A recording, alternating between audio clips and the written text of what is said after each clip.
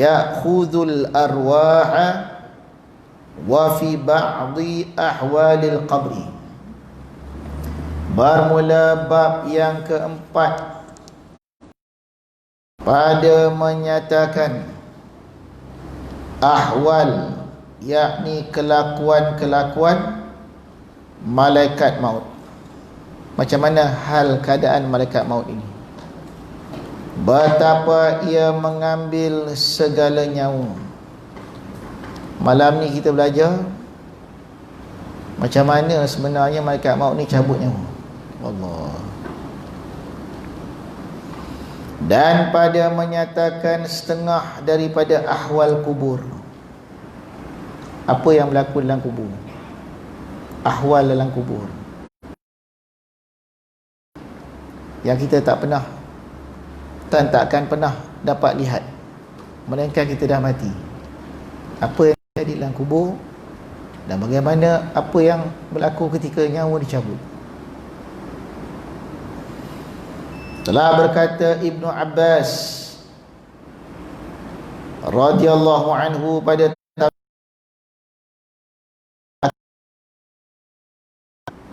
ini ayat surah Sajadah,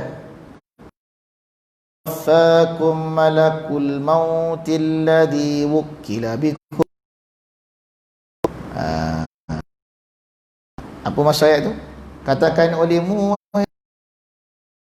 yatawaffakum, yang mematikan akan kamu oleh malaikat maut, alladzi wukila bikum, yang telah diwakilkan akan ia malaikat maut dengan kamu. Jadi malaikat maut tu wakil. Kata Allah Ta'ala, aku jadikan malaikat maut ni wakil mencabut nyawa. Nah, hakikatan yang mencabut nyawa tu Allah, tapi Allah wakilkan kepada malaikat maut. Perbuatan malaikat maut tu Allah jadikan. Zahirnya malaikat maut yang mencabut nyawa, hakikatnya Allah. Kemudian kerana maut itu satu benda yang dibenci oleh kebanyakan manusia, menakutkan, diwakilkan pula dengan sebab-sebab. Jadi berlapis. Nak sampai ke Tuhan tu berlapis. Yang mematikan Allah, tapi diwakilkan kepada malaikat. Yang mencabut nyawa tu malaikat, tapi tak nampak, disebut, dijadikan sebab-sebab. Sebab mati coronavirus, sebab mati jangkitan kuman, sebab mati jantung, sebab mati ini itu. Padahal kita dah belajar dah, ajal maut ini sudah ditentukan Allah. Sebab itu tidak memberi kesan. Habis kenapa ada sebab? Supaya manusia tak terkejut, supaya manusia dapat menjalani kehidupan seharian dalam keadaan aman. Apa kata Nabi sallallahu alaihi wasallam? Lau alimtum ma alimtum. Apa yang aku, kalau kau tahu apa yang aku, kalau kau nampak apa yang aku nampak pasal kematian ni, la bakaitum kathiran, sungguh kau akan menangis banyak, wa dhahiktum qalilan, kau akan ketawa sedikit. Apa kata Nabi? Kalau kau tahu macam mana aku tahu.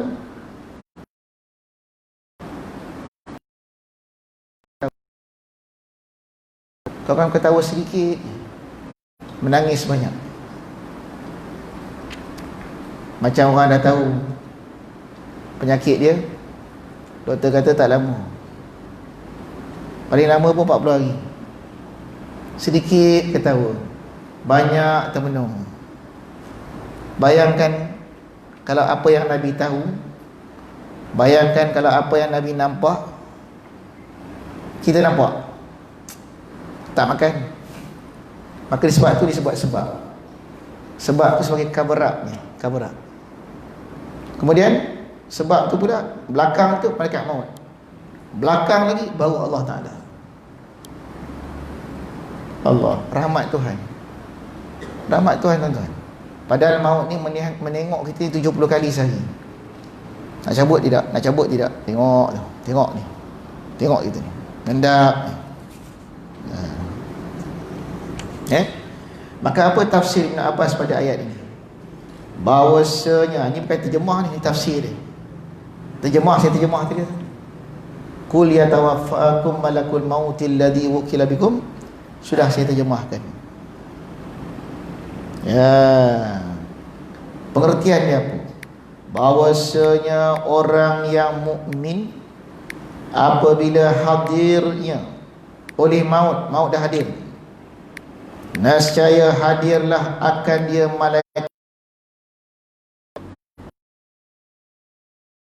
malaikat akan datang dan menyerupa oleh mereka itu akan dia, maka memelihara akan dia oleh Allah dengan sebab hadir mereka itu daripada fitnah.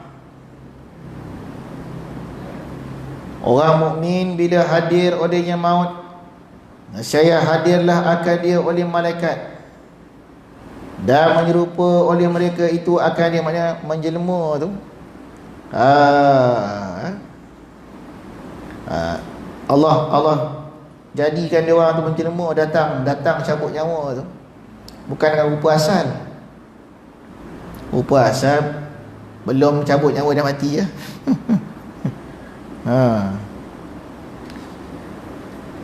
Maka memelihara akan dia oleh Allah,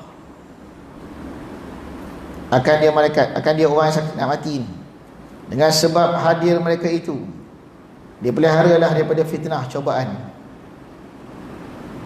Dan telah berkata Atok pada mentafsirkan firman Allah Ta'ala, lahumul bushra fil hayatid dunya. Artinya apa? Bagi kesukaan orang-orang yang mukmin itu kesukaan pada hidup dunia. Apa tafsir ayat ni? Bahawasanya demikian itu pada ketika hendak mati, datang akan mereka itu oleh malaikat dengan rahmat. Masya Allah, rahmat Allah. Jadi ayat Quran, yang kata ayat Quran ni, kalau kita tak ikut tafsiran ulama, tak faham. Kalau saya terjemah sebiji, lahumul bushra, bagi mereka ni orang beriman. Bushra ni kabar gembira, kegembiraan. Fil hayati dunia, dalam hidup dunia. Nak faham macam mana? Apa agak-agaknya khabar gembira untuk orang beriman ni? Khabar yang macam mana yang gembira ni? Untuk orang benar-benar beriman, yang beriman dengan Allah dan Rasul dan hari akhirat ni, mana khabar gembira ni? Khabar gembira yang dimaksudkan ni apa dia? Apabila datang malaikat rahmat bersama malaikat maut dalam mencabut nyawa. Situ tafsir dia. Tafsir dia ke situ. Maksud khabar gembira ni, khabar yang disampaikan the last moment, saat akhir kita hidup dalam dunia ni.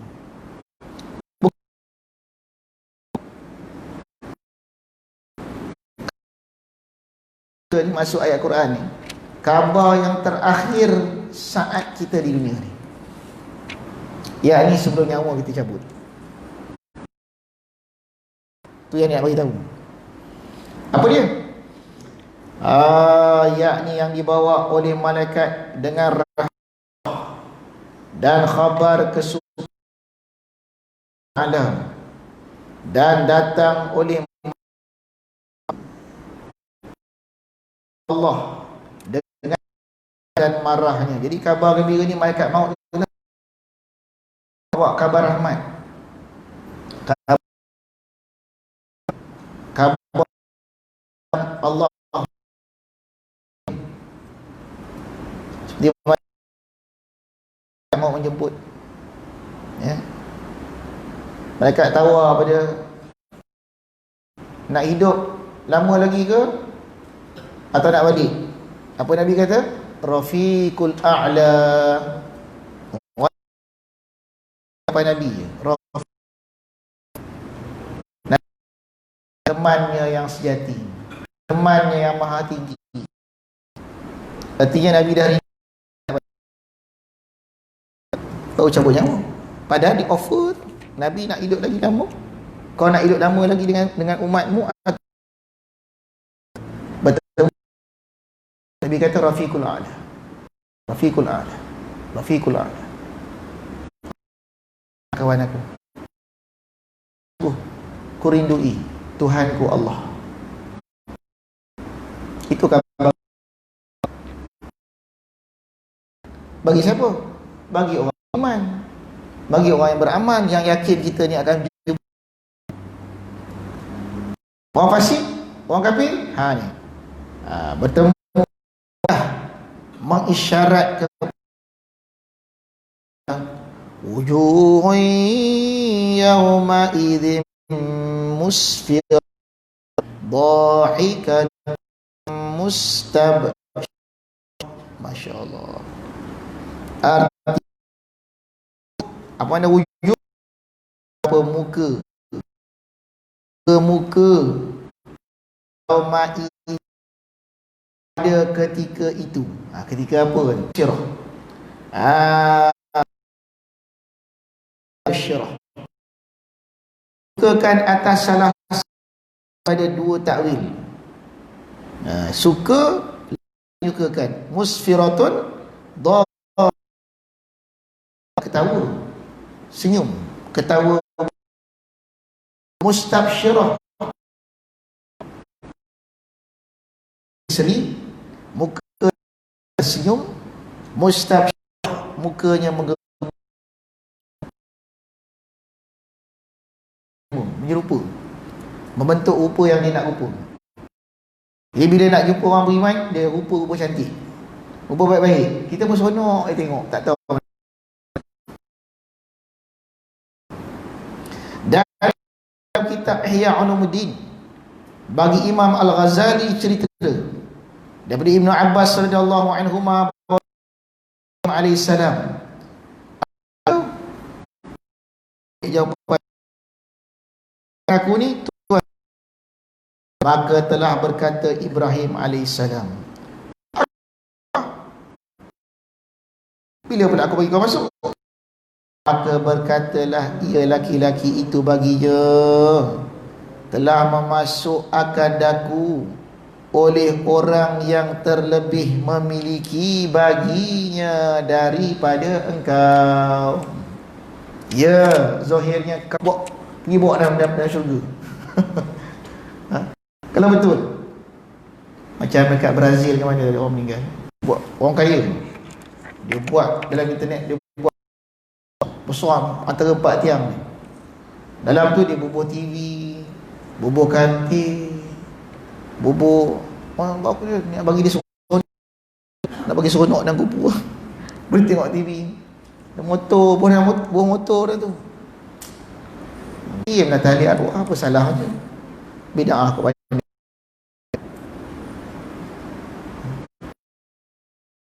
super Hindu. Habis kita pakai tasbih, tahu tasbih? Tasbih kita pakai ni, kalau kita pergi kat Sami Tok Cha, Sami Buddha, tasbih dia besar lagi. Sama. Serupa pakai tasbih. Sebab Buddha pakai tasbih besar, kita pun pakai tasbih juga. Ambil daripada Buddha. Apa cerita ni? La ilaha illallah. Tu. Sebab tak ada ilmu, maka berhukum dengan apa yang dilihat. Na'udzubillah. Tak nak cerita panjang tu, cuma cukup tu. Tengok sini. Dan dia kata, jadi orang malaikat dia kata, aku ni yang ialah pemilik sebenar rumah ni, yang masukkan aku ni. Kata Ibrahim. Maka telah berkata Ibrahim, maka kata Ibrahim, siapa engkau daripada malaikatkah? Maka jawab ia, akulah malaikat maut. Maka telah berkata Ibrahim baginya, adakah kuasa engkau bahawa perlihat oleh engkau akan daku, akan mungkin bulan kot, tak bulan. Bulan pula hilang. Cerdik, fatonah, berhujah dengan kaumnya. Dia pecah batu-batu berhala, dia sangkut. Banyak kisah Nabi Ibrahim, kecerdikan, Masya Allah. banyak hujah-hujah Nabi Ibrahim itu tersebut dalam Al-Quran. Dia kata apa ni? Nabi Ibrahim yang Quran cerita tu, ya Allah, aku nak tengok macam mana engkau menghidupkan yang mati. Allah tanya, kau tak yakin ke? Allah, aku nak tengok macam mana cara, kaifiat dia macam mana. Disuruh Nabi Ibrahim tu kerat 4 ekor burung, kerat letak kat gunung yang berbeza, panggil, burung terbang balik, elok dia hidup balik. Menarik Nabi Ibrahim. Banyak kisah dia tu tentang kecerdikan dia tu, cerdik akal dia. Dan itulah nama Nabi yang disebut dalam tayat akhir kita, kerana dia ada kena-mena nasab keturunannya dengan Nabi Muhammad sallallahu alaihi wasallam. Hujah dia. Tengok ni, dia hujah. Oh, malaikat maut ni, tengok on the spot dia kata apa? Cuba tunjuk cara-cara macam mana cabut nyamuk. Nabi Ibrahim. Kalau kita tak ada nak tengoknya dah. Malaikat maut ada masa ke tak? Ya, macam mana cara kau cabut nyawa? Ni. Cuba tunjuk cara kau cabut nyawa tu. Cabut nyawa orang beriman. Maka kata dia lagi, maka tiba-tiba ia seorang muda. Tiba-tiba malaikat maut ni berubah jadi orang muda. Yang laki-laki daripada yang baik mukanya, cantik mukanya. Elok kainnya, kain cantik rapi, pakai jubah, muka berseri-seri. Kita tengok handsome-nya. Tak tahu kata malaikat maut. Dan baik baunya, harum bau malaikat tu. Maka berkata Ibrahim, masya-Allah, itu ya malaikat maut, jika tiada berjumpa orang yang mukmin itu pada ketika hendak mati, melainkan rupa engkau inilah, nescaya memadalah ia. Faham tu? Kata Ibrahim, jika tidak berjumpa orang mukmin itu, ketika nak mati tak jumpa dengan kau ni, melainkan jumpa rupa engkau ni, nescaya memadalah ia. Memada macam mana ni? Cukup memadalah nikmat. Kalau lah kata nak mati tu tak jumpa apa dah, jumpa malaikat rupa macam tu, dah cukup kabar gembira dah. Maksud dia apa sini? Maksud dia, wajah yang digunakan oleh malaikat maut berjumpa orang beriman tersangat cantik, tersangat manis, sampai terpukau. Tak ingat kata nyawa nak kena cabut. Handsome sangat. Allah. Tak? Terpesona tengok. Cukup. Tu pun dah cukup dah. Tu. Bermula inilah halnya, tiada menafikan musyaqqah, payah keluar bagi roh itu pada ketika dihela daripada tentera malaikat maut itu. Maknanya asyik melihat malaikat itu sampai tak terasa roh tu kena cabut. Macam kita tengok benda cantik, cabut. Subhanallah. Leka tengok malaikat maut tu. Seronok tengok. Cukup. Ya Rabb.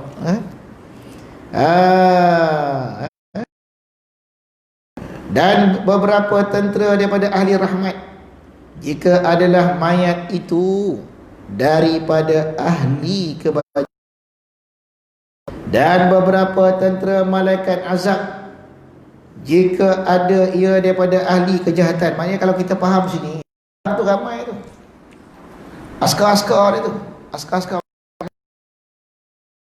tak cabut semua nyawa. Dia cabut nyawa yang bos dia ni, malaikat maut sebenar ni, yang nabi-nabi yang dicabut. Yang lain tu askar dia, tentera dia pergi. Sama ada malaikat rahmat. Maka jika ada ia daripada ahli jahat, dihantar malaikat azab. Jadi lain lah dia punya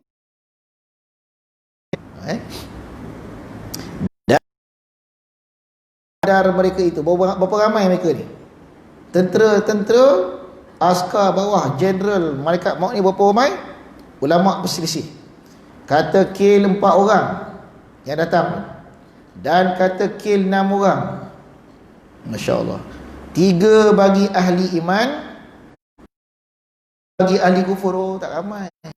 6 orang askar pegawai tu, pegawai atasan itu, pegawai itu ada 6 orang.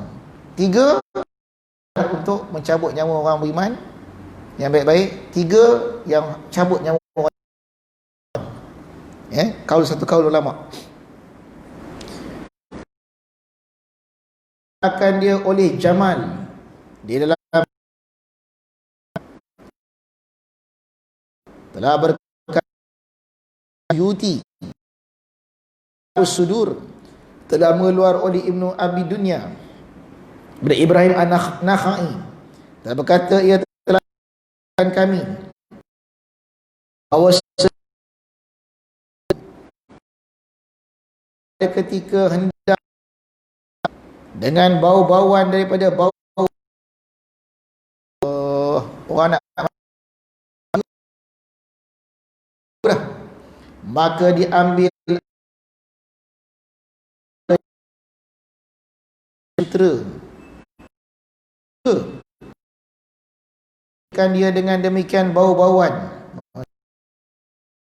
dan dibungkus raihan. Allah, wangian nama raihan. Kemudian dinaikkan dia oleh malaikat rahmat ke langit. Macam tu cara malaikat dibawa, roh dibawa.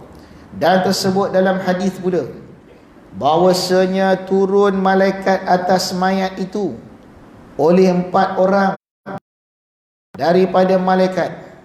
Satu malaikat menghela ia akan rohnya daripada pihak depan. Tarfai biasa tepi tu kan, tepi ruas anak jari.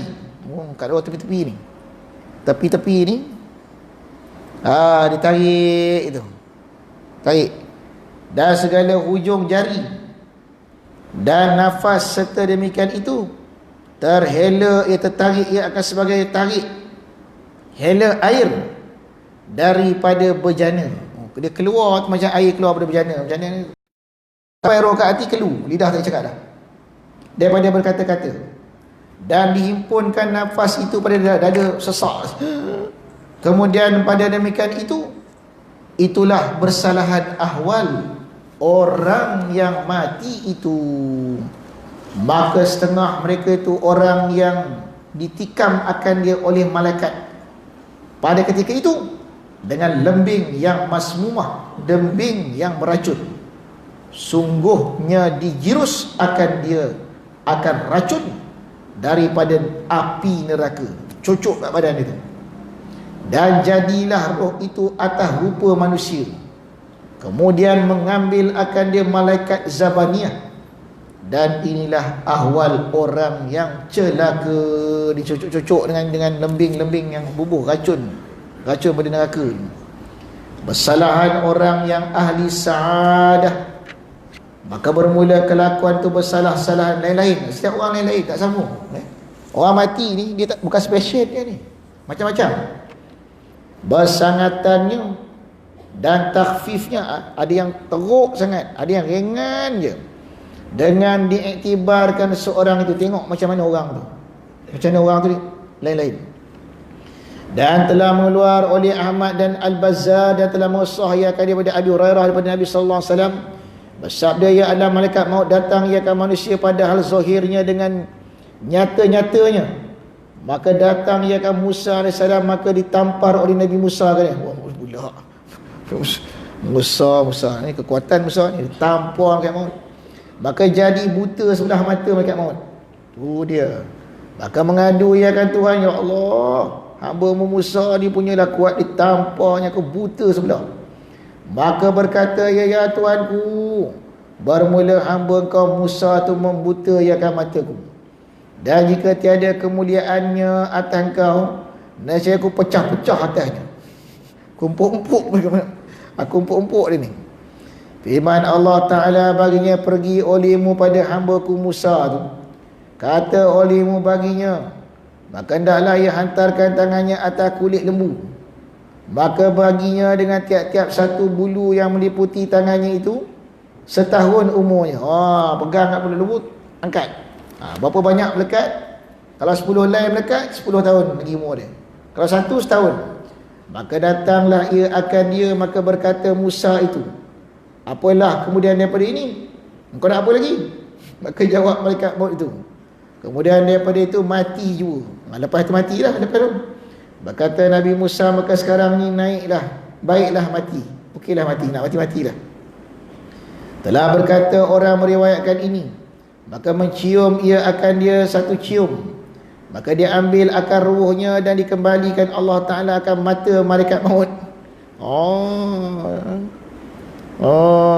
Diciumnya, maka dia ambil akan ruhnya dan dikembalikan Allah akan mata malaikat maut.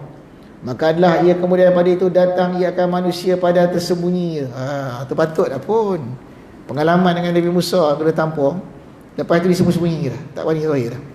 Dan menyebut oleh Aribillah Asy-Sya'rani, kemudian daripada bahawa ia menghikayatkan riwayat bagi Imam Tirmizi dengan apa umpama ini, hanya sungguhnya telah membuta oleh Musa akan mata malaikat maut itu dengan izin daripada Tuhannya Azza wa Jalla, dari kerana bahawasanya Nabi Musa itu maksum, dan kerana demikian itulah tiada dicerca akan dia oleh Allah Ta'ala atas demikian itu. Tak boleh kata Musa ni jahat, tanpa malaikat, dia maksum, tak ada dosa. Setiap perbuatan Nabi ni hendaklah ditakwil. Jangan kita kata Musa pongoh tanpa malaikat, buta mata. Dia maksum. Ada hikmah kat situ, ada benda yang Allah nak ajar. Hikmah dia apa? Hikmahnya setelah daripada itu malaikat maut berjumpa dengan kita ni sembunyi-sembunyi. Cuba terang. Sebelum tu malaikat maut bila nak cabut nyawa tak takut tu. Dia tampar dia malaikat dia Musa. Ini masuk dalam bab hasanatul abrar sayiatul muqarrabin. Silap. Sayiatul muqarrab, hasanatul abrar sayiatul muqarrabin.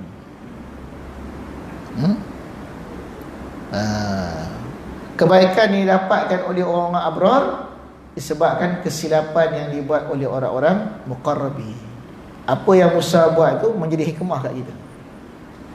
Kalau tidak habis lah kita. Makan maut nyata je tu orang keluar, tak takut, sembunyi, tiba-tiba muncul, tiba-tiba cabut nyawa, tak terasa sangat. Hikmah. Wallahu a'lam. Ada soalan? Saya baca satu kitab, tak faham, tak jelaskan lah. Baik.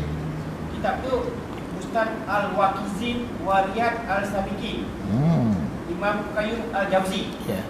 Kalau kitab ni kata, ketika Allah menciptakan kematian, Allah menyerahkannya kepada malaikat Israel. Malaikat Israel bertanya, wahai Tuhanku, apakah al-maut? Lalu Allah menyingkap rahsia al-maut dan memerintahkan agar semua malaikat menyaksikannya. Semua malaikat terkejut bila melihat al-maut. Mereka jangka pingsan selama 1000 tahun. Setelah sedar, malaikat bertanya, wahai Tuhanku, adakah lagi makhluk yang lebih besar daripada ini? Lalu Allah berfirman, akulah yang menciptanya, aku lebih agung daripadanya. Semua makhluk akan merasa maut. Okey, soalan saya Ustaz, yang pertama, adakah al-maut ni makhluk? Yang kedua, setelah semua makhluk mati termasuk malaikat Israel, macam mana dengan al-maut ni Ustaz? Alladhi khalaqal mauta wal hayata liyabluwakum ayyukum ahsanu amala. Itu dalil yang menunjukkan maut itu makhluk. Alladhi khalaqal mauta, Tuhan yang menjadikan maut. Nanti maut itu dijadikan, nanti maut makhluk. Wal hayata, dan kematian dan kehidupan. Hidup tu pun makhluk. Hidup kat kita ni, mautnya kat kita ni makhluk. Makhluk yang macam mana? Di akhirat, semua yang dalam dunia ni terbalik kot. Benda yang kita nampak macam mustahil kat dunia ni jadi harus kat sana. Macam mustahil adat. Misalnya amal kita. Amal kita tuan-tuan nak timbang macam mana? Allah tukar amal bentuk jisim. Jisim, benda yang boleh ditimbang, dijadikan itu. Maut ditukar dalam bentuk makhluk yang lain, yang boleh dilihat, sampai sangat menggerunkan. Diubah bentuknya, supaya yang diubah itu sebenarnya sifat maut tu. Sifat maut ni menakutkan. Jadi akhirat besok, tuan-tuan, segala di dunia ni dijadikan fizikal. Contoh, ihdinas siratal mustaqim, ya Allah tunjukkan kami jalan yang lurus. Pengertian jalan lurus di dunia ni, jalan lalui oleh nabi-nabi, rasul-rasul, orang-orang soleh. Makna benda tak nampak, satu benda yang abstrak. Tapi bila di akhirat, siratal mustaqim dia jadi jambatan, betul-betul jambatan sampai boleh nampak. Begitu juga amal-amalan kita ni besok ditukar dalam bentuk buah. Ahli syurga besok dia nampak buah. Wa utu biha mutasyabiha. Apa kata orang ahli syurga? Macam pernah kami tengok buah ni. Bukan maksud dia tu banyak nampak sana ni durian, macam durian. Bukan. Maksud dia situ, kata dalam tafsir Syekh Abdul Qadir Al-Jalani, maksud dia tu, amal kat dunia ni, dia tengok amal, tapi amal tu macam buah. Jadi buah betul dalam syurga tu. Jadi maut tu dirupakan betul sifat dia tu, dia jadikan rupa, menggerunkan. Kemudian apa berlaku pada maut? Maut, sebelum Azazil mencabut nyawanya, maut itu disembelih. Dia jadi macam bentuk kibas, disembelih antara syurga dan neraka. Sebab lepas tu dah tak ada siapa mati dah. Last kali Israel lah cabut nyawa sendiri. Habis pada tu tak ada yang mati dah, semua hidup adik, disembelih maut tu. Jadi macam mana tu? Ada saya kata tadi tu, ni kejap rupa kambing, kejap rupa menggerunkan. Itu Allah Ta'ala. Dia rupakan benda-benda yang kita tak, ma ainun ra'at wala uzunun sami'at wala balun khatarat. Benda tak pernah nampak di mata, tak pernah dengar di telinga, tak terlintas di hati. Alamul akhirah, benda aradi, benda bentuk sifat, jadi jisim. Itu yang berlaku. Sampai boleh timbang, sampai boleh nampak. Maut boleh nampak. Bayangkan. Padahal bukan di akhirat saja, di alam barzah lagi pun dah mula lah. Kan dalam hadis, bila satu orang tu mati, datanglah amalnya kepada orang mati. Ada yang dalam bentuk orang yang cantik, ada dalam bentuk orang yang hodoh. Macam tu lah amal tu, dibentuk kuasa Allah Ta'ala. Jadi jangan terkejut dah besok nampak. Apa yang kita nampak besok, sebab kita tahu dah ni, apa yang kita nampak tu ialah apa yang berbentuk abstrak. Amal benda tak nampak, dosa benda tak nampak, mati mana nampak. Besok akhirat, maka syafna ankal ghita, terbuka. Jadi wallahu a'lam. Lagi mudah-mudahan bermanfaat bagi diri saya dan tuan-tuan. Itu senjata kita. Zikrul maut itu menyebabkan kita tambah rajin beramal. Kerana bila kita ingat mati, kita ingat kehidupan lepas mati. Bukan berhenti kat situ, dia ada hidup lepas mati. Ya, kita takut, kita tahu ada bahaya corona ni, kes pun makin naik. Tapi yang kita takuti yang selepas itu. Sehingga yang ini sebab dah sampai ajal, nak kata apa? Bukanlah kita tak berhati-hati, tapi ajal tu di tangan Allah. Itu kita pegang. Wallahu a'lam. A'udzubillahi minasyaitonir rajim. Bismillahirrahmanirrahim. Alhamdulillahirabbil alamin, hamdan yuwafi ni'amahu wa yukafi mazidah. Ya Rabbana lakal hamdu kama yanbaghi li jalali wajhika 'azimi sultanik. Allahumma inna kullana wasta'in asrarna wa syul bi'atibari afkarana. Wa sallallahu ala sayyidina Muhammad wa ala alihi wa sahbihi wa baraka wa sallam. Walhamdulillahi rabbil alamin. Allahumma salli ala Sayyidina Muhammadin Nabil Ummi wa ala alihi wa sahbihi wa sallim.